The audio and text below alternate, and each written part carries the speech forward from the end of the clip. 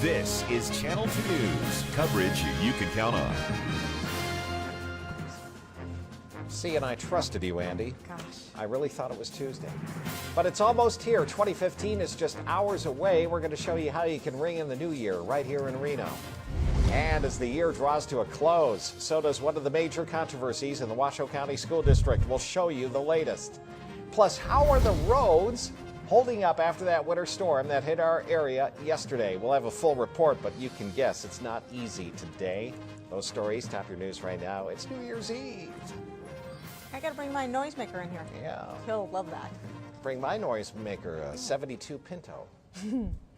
Good morning, I'm John Potter. I'm Andy Kavar. Of course, you might have noticed by now it's cold. Tell us all about it, Jeff. Oh, frigid out there. Good morning, John and Andy. Happy New Year's Eve. The countdown is underway. I guess it's already the new year out in Sydney, Australia, mate. Down under. All right, throw some shrimp on the barbie. Very nice. So they're celebrating right now. It's a live shot, actually, ringing in the new year down there in Australia. Very nice. So here we go. Our temperatures out there are very, very cold as you head out the door. -2 right now in Elko, -3 in Eureka, 8 degrees in Fallon. We have 13 in Lovelock, 7 degrees in Truckee. Mammoth Lakes, you're at 5 degrees. Bridgeport, 9. And how about Hawthorne, kind of the warm spot with 18 degrees in Hawthorne this morning. Not too bad. Roadways are much, much better than yesterday morning at this time. No snow to talk about, so that's a good thing. And I-80 is looking pretty good, open with no controls. A little bit of rain down south. That's where our storm system is now. Into LA, they're getting some rain. Into Arizona and New Mexico, they'll see some rain and snow out there. And road conditions looking pretty good. Again, I-80 is open with no controls. Mount Rose Highway does have some controls up, 88 and 89 down to the south. But in general, much better situation than we had yesterday morning. Still some slick spots out there, of course, with some snowpack still on the secondary streets. So give yourself a little extra time. May need some extra time to scrape off that windshield too if you park outside, because our temperatures, look at that, 10 degrees right now with the south wind at 3. So very, very cold conditions. We're not going to warm up much at all. And as we wind up the year here, the average, or for the year, we've had almost 5 inches of precipitation. For the month alone, we've had 0.93, almost an inch. So that's very good. But we're still about 2 inches below average for the year. So we made some headway there, but certainly still our drought situation continues. All right, let's take a look at your forecast then for today. We'll see temperatures warming up into the mid-20s. Do we call that a warm-up or not? I don't know. 25 degrees. Very cold conditions. We'll talk more about that. It does get a little bit better as we head into the weekend. We'll talk about that with the 7-day forecast in just a few minutes. John and Andy, back to you. Best Australian accent ever, Jeff. Oh, mate? Nope. Keep practicing, guys. Yeah, Keep practicing. Please. All right, thank you for the weather update. Now, of course, as Jeff mentioned, as we've discussed, a lot of these surface streets are still covered in snow and ice, especially in the residential areas. Our own Adam Vera-Hachikol takes a look at how the ice has impacted driving here so far, as well as the financial impact. Obviously, it's the first snow in the valley this year that has stuck to the floor, so folks are getting used to driving in the snow again. People were getting reacclimated to driving in these conditions as some slipped around the road. The truck drivers were chaining up in South Reno, which they told me was surprising. Quite a bit unexpected. I had no idea I was going to have to chain up, and I'll probably have to unchain in about 3 miles. Other drivers were also taking precautions because they were trying not to be involved in accidents. Some weren't so lucky as they slid into barriers, sidewalks, and other cars. It's that really busy time of the year for places like the Top Gun Collision Center as they make repairs. Around this time of year, it's usually typically bigger hits because of the ice and people losing control. So it's more than just the little rear end hits. The big crashes we won't see for probably another 4 or 5 days because those are at the wrecking yards and they're still waiting for the insurance to get a hold of everybody else. Estimators look at how bad the damage is on the vehicle and make the call on how much it could be. Top Gun says it handles the insurance claims for their customers and helps with either $20 toward the deductible or car rental. Even with insurance, you have deductibles and rental cars, and we do try to help out with that, but sometimes we can't absorb it all. If you don't have insurance, it gets pretty costly. Top Gun says an average repair costs around $1,500. But of course, it all depends on what happened. Even a minor fender bender is probably over $1,000. I mean, it gets expensive, and then something bigger, I mean, anywhere from $4,000 to $8,000 on a big rear end hit. She suggests bringing the car in as soon as possible after an accident. Sometimes the insurance won't cover that because if you tell them you've been driving it around when it's already damaged, then it makes things worse. Covering the story, Adam Varahachikol, Channel 2 News.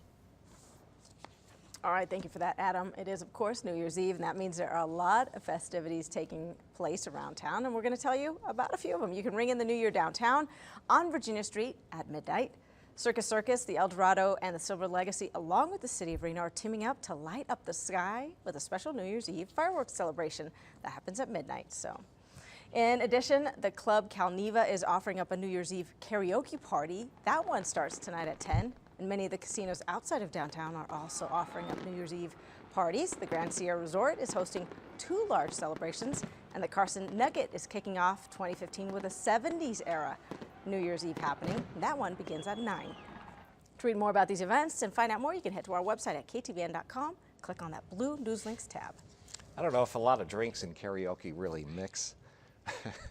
If you want to avoid the icy roads tonight or just get a ride home from the New Year celebrations, the RTC buses are again offering safe transportation with their Safe Ride program. The best part, it's all totally free of charge. All RTC transit services are going to be free starting tonight at 6, and they're going to remain free until 2 a.m. New Year's morning. The buses are running late. This is the 30th anniversary of the Safe Ride program. And if you happen to transport yourself to that New Year's party but are in no condition to drive home safely, AAA is offering an alternative. It's called Tipsy Tow. You may have heard of it before. According to its website, AAA is now offering a free 10-mile tow home for New Year's Eve partiers and their cars. The Tipsy Tow program is open to everyone. You do not need to be a AAA member to get the ride. And those rides are being offered tonight from 6 o'clock through 6 a.m. on New Year's Day. You call 1-800-222-4357. Tell the operator, I need a Tipsy Tow. Of course, when people say it, it's not that clear, is it? It is a little slurry. A little slurry. Now, in a follow-up story to a story that we've been covering on KTVN.com, the Nevada legislature has a new assemblywoman. Washoe County Commissioners voted unanimously to appoint Amber Joyner to Assembly District 24. The 38-year-old mother of 2 has more than 10 years' experience working with the legislature. She was most recently Deputy Director with the Department of Health and Human Services. Joyner also worked for the Legislative Council Bureau and the Nevada State Medical Association. We spoke with her right after she was appointed to get a reaction. Very exciting. I'm thrilled and really humbled by the decision. I'm looking forward to getting to work. We have a lot of work to do. Session starts in a month, and I'm looking forward to working for the constituents in the district.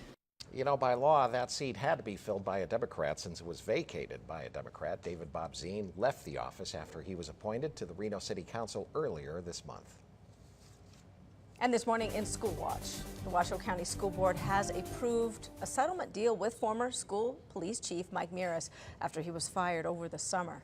Mears claimed in a lawsuit that he was fired under suspicious circumstances, just 45 days shy of his 20-year anniversary.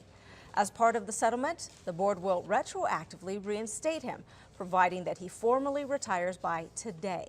Now that will allow him to reach his 20-year mark and make him eligible for his pension. The district will also give back pay and pay all of his legal fees. The total cost of all of this to the district comes to just under $130,000.